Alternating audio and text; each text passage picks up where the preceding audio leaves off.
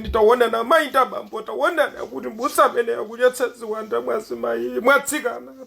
Nitaona mbale wake ndi ujamugwira kumango chamagonana ndi mwana. Taona ni ziliko koma mwina simunaone zikuchitika. Taona ni zimene akuchita mbusa meneyo mkatikati mwachali chimelemu anthu ena wose akuyanganira. Taonani akutsa mulyo akupura mizimu ya chisatana. Taonani aliyese akugwira mutu, aliyese akufinya kolona, aliyese akusilira, aliyese akudabwa, aliyese akuonetsetsa kuti kodi chichitike ndi chani apa, kodi mizimu ituluke, kodi itulukira kukamwa, kodi itulukira kuti. Koma ndi zodabwitsa kwambiri zimene akuchita zibusa masiku ano mmachali chimu akudyerera mu dzina la Mulungu, akusangalala mu dzina la Mulungu.